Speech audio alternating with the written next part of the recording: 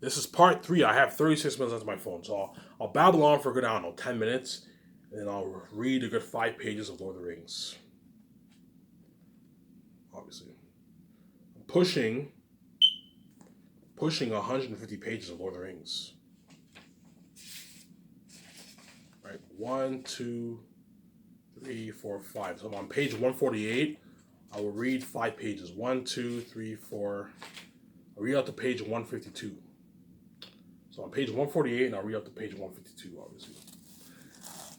Right? Yeah, man, that's how top much of a company my Slice is coming to be. You're looking at an unheard of top notch company, man.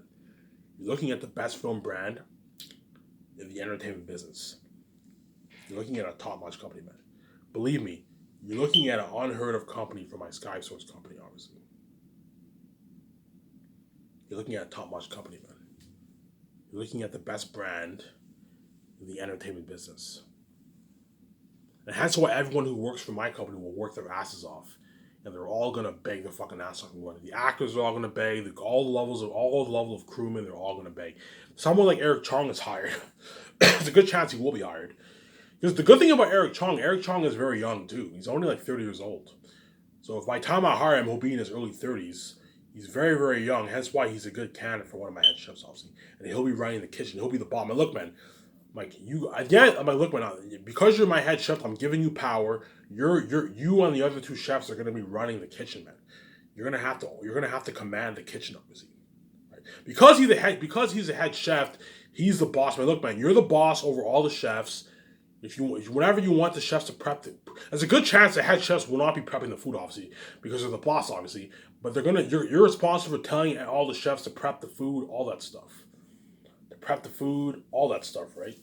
Prep the food. Whereas all the head chefs will be commanding the kitchen and cooking the food pretty much. But the other chefs are going to be responsible for prepping and cooking, obviously, right? Because I want the head chefs are going to have to prep and to cook. They're going to have to prep and cook, obviously, right?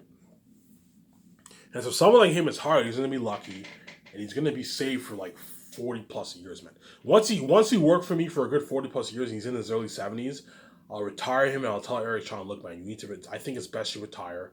So I don't know, 2060, that's 40 years from now. Around that time, I'll have Eric Chong retired if he's hired. And so he'll be working for my company for 40 plus years. And so he'll be saved for 40. He'll be living the life for 40 plus years. He'll be living a rich life, obviously.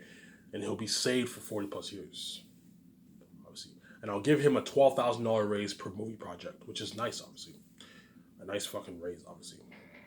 And don't forget, all the crewmen, the entire crewmen, they also get a $2,000 gift card too, which is nice. So the head chefs, web designer, graphic designers, photographers, all the actors, crewmen, they all get a $2,000 gift card. A $2,000 gift card. What I'll do for a $2,000 gift card, I'll have my secretaries make all those calls, put the money in the card, and then at the end of production, once production's finished, the secretaries hands everyone a $2,000 gift card. It's easier to do that instead of sending them, because sending them the cards will just cost you money. It's easier to just, I'll have a company create the cards, a Sky Source card, wherever it is, Sky Source gift card, and the secretaries are gonna have to pour like $2,000 into those cards, which is a good like $3.4 million in money. To pay 1,500 people $2,000 is like $3.5 million on the budget. Obviously, it's a lot of money. Obviously, secretaries are going to be hard at work putting all them. I'm going to find a way to put them to work. You're going to have to put. I want you for all the 1,500 crewmen and actors. I want you putting $2,000 in all those cards. A lot of work, but I don't pay you $1 million for nothing. And at the end of production, the secretary's gives out the $2,000 gift cards. And don't forget, the 7 team also gets their $2,000 gift card too, obviously. So 7 team gets the $2,000 gift card, and all the actors and crewmen get their $2,000 gift card, which is nice, obviously. The only people who don't get a $2,000 gift card are me and my wife, because me and my wife don't need it. Because me and my wife had billions in our account, we're going to make billions off the movies and posters. We don't need the $2,000 gift card, whereas the actors and crewmen all get their nice $2,000 gift card, which is fucking nice. You can do a lot of good things with $2,000. You can use that for your dates. You can use that for going out to dinner with your family. Get a big screen, a big flat screen TV for yourself. Because don't forget, because my movies are going to be released on 4K Blu-ray, I recommend, World, that you buy a 4K TV. That way you get a better quality. You don't have to get a 4K TV. If you want to get the best possible experience, you need to get a 4K TV, get a theater system, and you have to get a 4K Blu-ray player to play the 4K Blu-ray movies, obviously.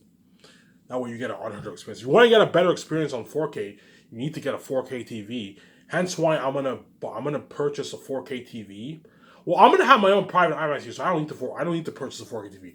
I'm gonna purchase a top-notch TV, obviously, to watch TV. But for all my movies, I'm gonna watch it in my private IMAX theater, on the screen. So this will be top-notch. And me and my wife are gonna have to purchase a 4K Blu-ray player in order to play our movies, obviously, in our private IMAX theater. This will be top-notch. And I'll have my theater only sit 2 people just for me and my wife. I'm not gonna have it sit 10. I'm not gonna have a 17 watch in my condo. No, I think it's best a 17 spend time with their family and watch at their house. I prefer to have the private IMAX here personal for me and my wife. I'll have 2 seats in there, and then me and my wife are gonna watch our movies in the private IMAX room. Was a documentary I'll watch on my TV in my living room, but the movie I'm gonna watch in my private IMAX theater room. This one top notch, obviously. That's how much of a life you're ever going to live, and that's how much of a company Mike Scott's going to be. So after me spoiling you and paying you your millions and your hundreds of thousands, I'm still willing to pay you a $2,000 gift card for every one of the movies. So the actors for the organization, where they get the $2,000. So not only do the actors get the $3,500 gas card, which is nice, which is a year's worth of gas, they also get a $2,000 gift card to spend, to blow, which is fucking nice, man. You can use that to go on to go to the bar. When you go to club, if you want to go clubbing with your girlfriend or your wife, you use that $2,000 gift card for your alcohol. You use it for your dates. You use it to go out to dinner with your girlfriend or going on a date with someone else. You can use that money for all that stuff, which is nice, obviously. Hence why Sky says Hollywood doesn't do that. Hollywood does give their actors some perks. I mean, there's a good chance the actors who are signed on with Disney might get a free pass to Disneyland or something like that. It might have some nice perks like that, but like the perks are not as good as Sky says. Sky says I'm giving you a year's worth of gas, which is nice, and I'm also giving you what, a $2,000 gift card, which is fucking nice, man. A $2,000 gift card, which is nice. It's nice to have $2,000 to blow. Even if you're a millionaire, $2,000 to blow is fucking nice, man. It's a nice amount of money to blow. $2,000 is a lot of money to blow, man. You can go out and do a lot of good things with $2,000. Hence why Sky says will be the best brand in the entertainment business. I'm babbling on for an hour now. An hour and like 10 minutes now, whatever it is. Right? Hence why Sky Source would be the best brand in the entertainment business. And whoever's hired, they're going to be the lucky chosen. They're going to be saved. They're going to be saved until they're old. Obviously. The chosen head chefs, again, there's a good chance Eric Chong will be hired. He's chosen, he'll be lucky, he'll be saved for decades. And the other 2 chosen chefs will be the man or woman, he or she will be saved for decades. The photographers will be saved. Right? Again, I want the photographers who worked for the magazine companies. So photographers who took pictures for Kendall Jenner's magazine, all that stuff, those photographers, you can hire them on board for your company, obviously. I was thinking of having my own magazine line for the ad shoots and all that stuff, but me and my wife can sell it on Amazon. But there's no point of my company is not a modeling company. It's a film entertainment company. Having the ads on the website is good enough, and the posters and the 4K Blu-ray case company, that's good enough. But the photographers I want to hire on board, I want the ones who worked for the magazine companies. So the ones who took pictures for Vogue, with Kendall Jenner, all those models, right? Those photographers are good. Those 3 of those photographers are good photographers to work for my company, obviously. You want to get the best posters, best poster pictures, best ads featured on the website, obviously. Best 4K Blu-ray case cover pictures. You need to hire the best of the best photographers. I'll hire 3. 3's enough who work for those magazine companies. The ones who took pictures for Vogue, for Kendall Jenner, those ones are more than welcome to apply, obviously. I'm going to narrow it down to the top magazine companies. That way, me and my wife don't have to look as much resumes. Pay those photographers a nice $350,000 for the 4 years, which is nice. As in Hollywood, they get like, I don't know, 100K, 120K, whatever it is. It's me paying them $250K is fucking nice. They're feeding and hotel stays taken care of for the 4 years for the photographers. The graphic designers, I want the ones who worked for the big 5 Hollywood companies. Narrow it down to the big 5. That way, me and my wife don't have to look at as much resumes. And the web designer, I don't want some C-list web designer. No, I want a web designer who worked for one of the big five companies, who coded websites for one of the big five companies to work for my company. So a web designer who worked on Netflix is good. Well, Netflix isn't known as the big five, but I mean, I want a web designer who worked for one of the big five. That way you get an unheard of website from my company. Obviously, you're looking at a top-notch website, something high tech. I want my website to have surround sound experience too for my trailers. It's top notch ad pictures featured on the website. Listen to top notch. We have like models looking at an unheard of website, man. Top notch posters that are coming with my movies. You want to get unheard of. If you want to get an unheard of website, unheard of editing for your pictures for the graphic designers, and unheard of pictures, you need to hire the best of the best. That's why I'm hiring all the people who work in Hollywood, obviously. And the web designer, I don't need one web designer. Web designer, you pay him a nice $300,000. I don't need two graphic designers enough. The two graphic designers, you pay them a nice $300,000, and the photographers, you pay them a nice $300,000. As in Hollywood, they probably make like $150,000. So me paying them $300,000 is fucking nice, because they're not going to make that anywhere else. In Hollywood, they don't get 300 grand. They get like $200,000, $150,000, $120,000 of photographers. I don't know how much they make, but I'm just estimating here. They probably make around that $120,000, $150,000 range in Hollywood. And if you want to hire the best photographers, you got to hire what? You got to hire the best of the best. That's why my Scots company will be top notch. Because everyone who I'm hiring, they're all top notch people. The actors are all Hollywood actors, and you're going to get the best quality for your movie. The crewmen are all Hollywood people, and you're going to get the best quality for your movie. The photographers are photographers who work for the magazine companies, and you're looking at top notch pictures. They're going to be featured. The pictures will be featured on my website. The posters will be coming with the movies. The 4K Blu-ray case cover pictures will be coming with the 4K Blu-ray movies. And you also have the billboards that I'm going to be hanging in my office every time I do the ad shoots. They're going to be featured for everyone outside to see, obviously. Those will be top notch. You want to get top notch billboard pictures like that. You know, you have those billboards for movies when they come out, like in downtown. Billboards featured around the city. You're looking at billboards like that, I'm going to put in front of my office. You want to get top notch pictures like that. You want your company to be as professional as it can be, you got to hire the best of the best, man. And I could have my own magazine line for the actors, like the actors and everyone get featured on the magazine line. You could do that if you want to. I can sell the magazines online, but my company is not a modeling company. It's going to be focused mainly on what? On the movie. Hence why having your pictures featured on your website, the ad shoots featured on a billboard outside, and the what? And the what?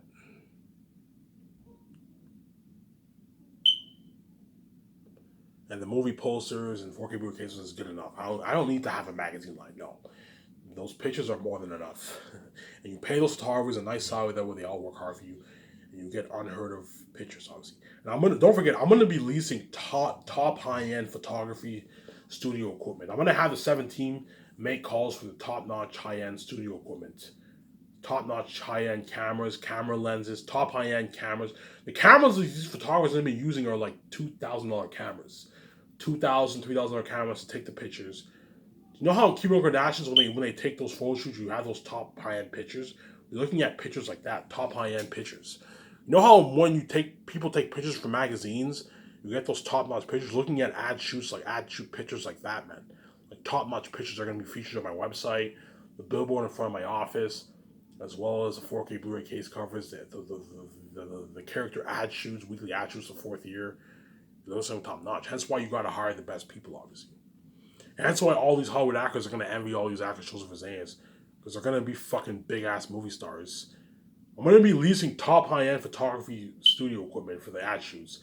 These actors are going to be big fucking movie stars, big ass movie stars. My company will be better than all these Hollywood companies. Just looking at something top notch.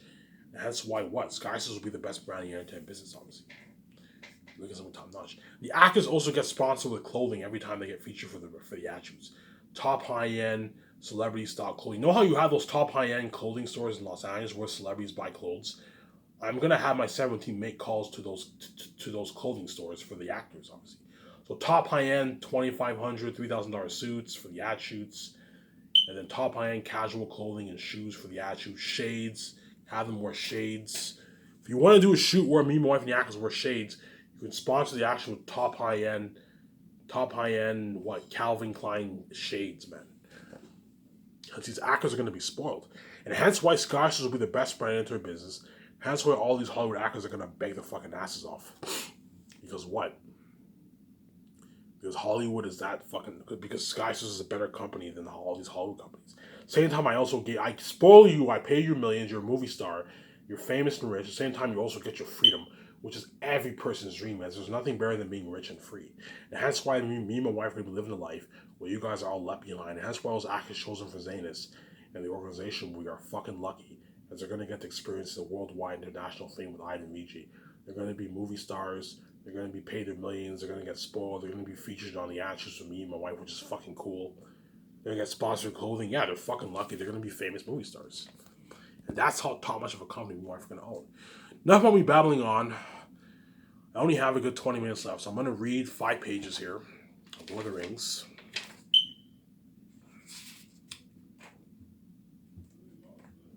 And then I will end the video here. So on page 148, let's continue here. So Frodo and Sam are taking a path through the old forest, obviously, right?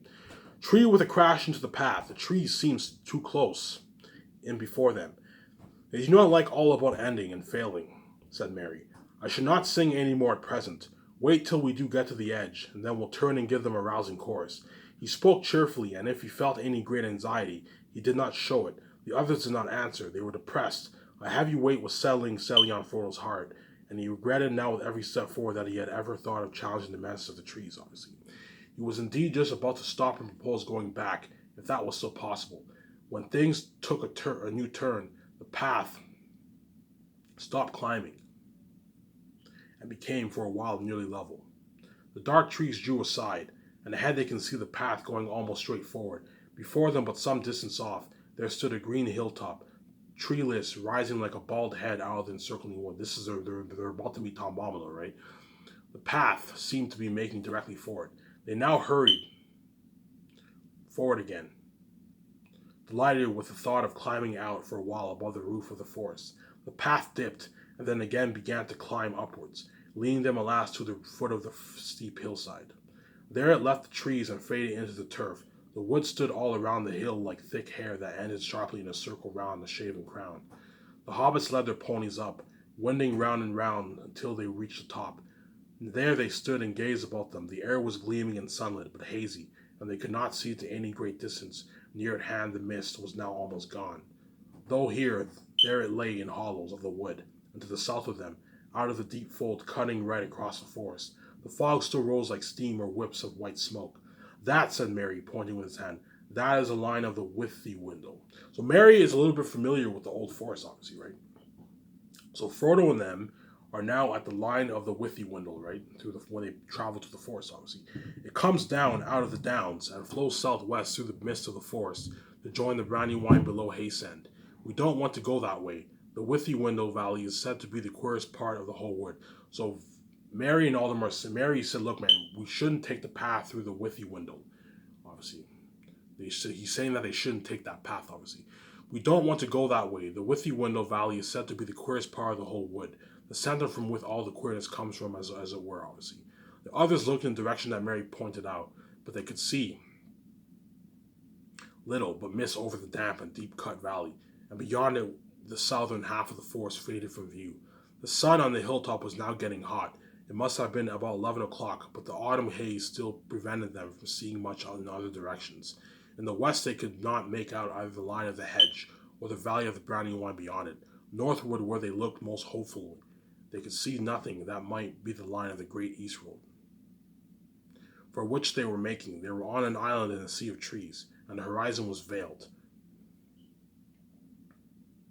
On the southeastern side, the ground fell very steeply, as if the slopes of the hill were continued far down under the trees, like island shores that are really the sides of a mountain, rising out of the deep water. Here goes Tolkien with his descriptions again, right? They sat on the green edge and looked out over the woods below them, while they ate their midday meal. As the sun rose and past noon, they glimpsed far off into the east the green lines of the downs that lay beyond the old forest on that side. That cheered them greatly, for it was good to see a sight of anything beyond the wood's borders.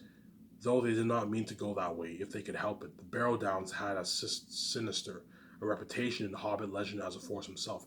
Frodo and them end up going through the Barrow Downs in a couple chapters from now. I believe it's after Tom Bombadil. After the Tom Bombadil chapter, Frodo and them end up what? They end up taking the path through the Barrow Downs, right?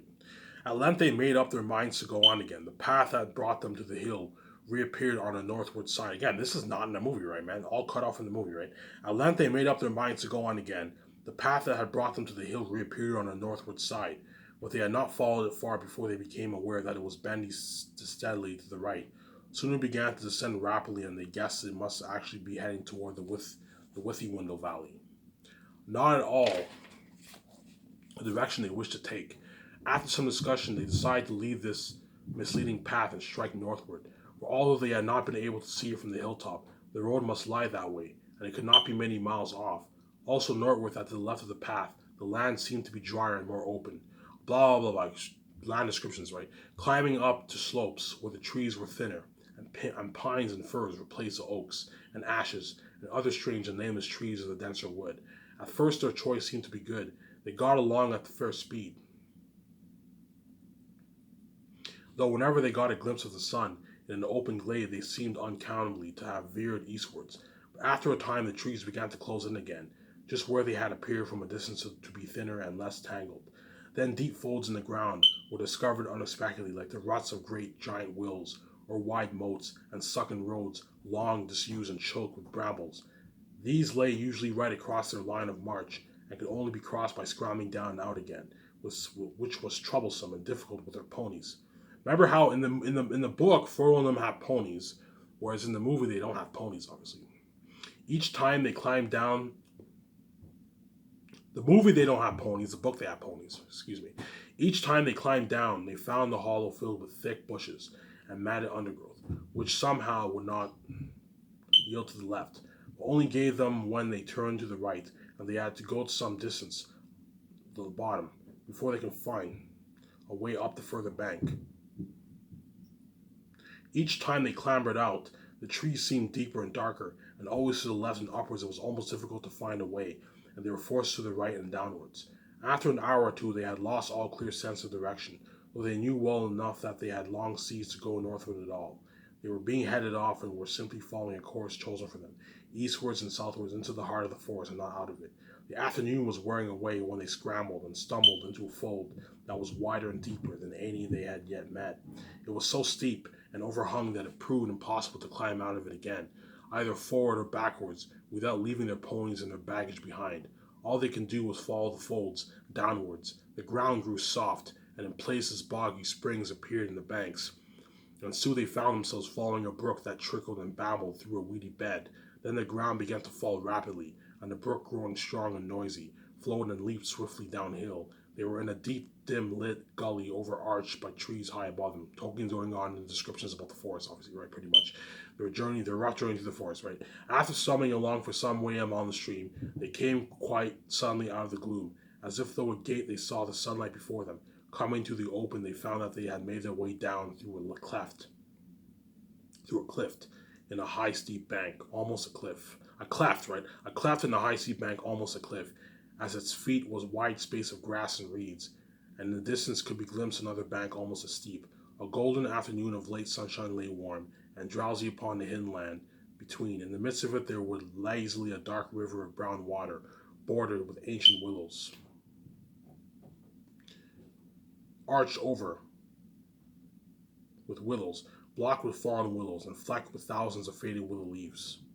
The air was thick with them, fluttering yellow from the branches, for there was a warm and gentle breeze blowing softly in the valley, and the reeds were rustling, and the willow boughs were creaking. Well, now, I have at least some notion of where we are, said Mary. We have come almost in the opposite direction to which we intended. This is the river of Withywindle, obviously. So, Frodo and them are kind of lost. Tolkien describes that they take the rough path through the forest. They arrive they arrive at Withywindle, and they keep journeying, and eventually they end up crossing paths through the river of Withywindle, pretty much. Withywindle, whatever it is, right? I'll go on and explore. He passed out into the sunshine, disappeared into the long grasses. After a while he reappeared, and reported that there was fairly solid ground between the cliff foot and the river. In some places, firm turf went down to the water's edge. What's more, he said, there seems to be something like a footpath winding along on his side of the river. If we turn left and follow it, we shall be bound to come out on the east side of the forest eventually. I dare say, said Pippin, that is if the track goes on so far and does not simply lead us into a bog and leave us the last page. And I'll be done here. Far and does not simply lead us into a bog and leave us there. Who made the track, do you suppose, and why? I'm sure it was not for our benefit. I'm getting very suspicious of this forest and everything in it. I begin to believe all the stories about it. Have you any idea how far eastward should we have to go? No, said Mary, I haven't. I don't know in the least how far down the Withywindle we are, or who could possibly come here often enough to make a path along it. But there is no way out that I can see or think of. There being nothing else for it, they filed out, and Mary led them to the path that he had discovered. Everywhere the reeds and grasses were lush and tall, in places far above their heads. But once found, the path was easy to follow, as it turned and twisted, picking out the sounder grounder among the bogs and pools. Here and there it passed over other rills, running down gullies into Withywindle out of the higher forest lands. And at these points there were tree trunks, or bundles of brushwood laid carefully across. The hobbits began to feel very hot. There were armies of flies of all kinds buzzing around their ears, and the afternoon sun was burning on their backs. At last they came suddenly into a thin shade. Great gray branches reached across the path. Each step forward became more reluctant than the last. Sleepiness seemed to be creeping out of the ground and up their legs, and failing softly out of the air upon their heads and eyes. Frodo felt his chin go down and his head nod. Just in front of him, Pippin fell forward onto his knees. Frodo halted. It's no good, he heard Mary saying. Can't go another step without rest. We must have nap. It's cool under the willows. Right? It's cool under the willows. Where the hell am I? Oh my god, I lost myself. We can't go another step without resting. We must rest. It's cool under the willows. Less flies. Frodo did not like the sound of this. Come on, he cried. We can't have a nap yet. We must get clear of the forest first. But the others were too far gone to care. Beside them, Sam stood yawning and blinking stupidly. Suddenly, Frodo himself felt sleep overwhelming him. His head swam. And I'll end it here, and I'm on page 153, and tomorrow I'll be finishing off the Old Forest. I'll read a good 5.5 pages tomorrow, and I'll be done. Chapter 6, which is the Old Forest, obviously. So pretty much what I read so far is pretty much Frodo and them. They continue their journey through the. It's pretty much J.R.R. Tolkien describing their rough journey through the forest, obviously. Right? They end up arriving at Withywindle, whatever it is, and they take that path through. Mary says they shouldn't take that path. They end up taking another direction. They end up crossing paths with the river of Withywindle, and it describes pretty much their rough. J.R.R. Tolkien describes their rough journey through the forest, pretty much. Frodo and them are trying to pretty much get out of the forest. They're describing their rough journey through the forest. Mary tells them, "Oh my God, this is Withywindle." You know what I'm saying? They take another path, and they end up finding the river of Withywindle. They take another rough path. And it's pretty much, the Old Forest is pretty much their journey through the Old Forest. J.R.R. Tolkien gives all these overlong descriptions about the landscapes and all that stuff. You know what I'm saying? Some of them is Frodo, some of the hobbits are tired. Frodo says they shouldn't rest. They should keep going on their journey. That's pretty much what the Old Forest is. And the Old Forest leads to them meeting Tom Bombadil, who's a very interesting character. Tom Bombadil is a very interesting character, and he is cut out and he is not in the movie. Tom Bombadil is not in the movie, obviously, which I find hilarious. The reason why Peter Jackson had to cut it all out, because you can't cram all of Lord of the Rings in 3 movies. No way. If you want to follow 65% of each book, you have to make 6 movies. Just to follow 60%, 70% of each book, you have to make 6 movies minimum. If you want to follow like 90%, you have to make like 9 movies. Because Lord of the Rings is so enriched in depth with detail, obviously. But in my opinion, 9 movies is crazy. In my opinion, Lord of the Rings should have been 6 movies. They should have made each book by book. They should have put $600 million towards the movie, towards $100 million towards each movie. They should have made 6 movies. That way, they would have followed. We would have got the full gist of J.R.R. Tolkien's story. Whereas because they only gave Peter Jackson a limited budget and only what 3 movies, Peter Jackson had no choice but to cut out a lot of details in 80% of details in the book to cram it all into 3 movies. There's a lot of differences from the book and the movie. You guys see what I mean? I'm reading the book right now. You can see the difference. There's a lot of differences between the books and the movies, as the books are a lot different than the movie. Right? There's a huge difference. I'm going to show my camera here.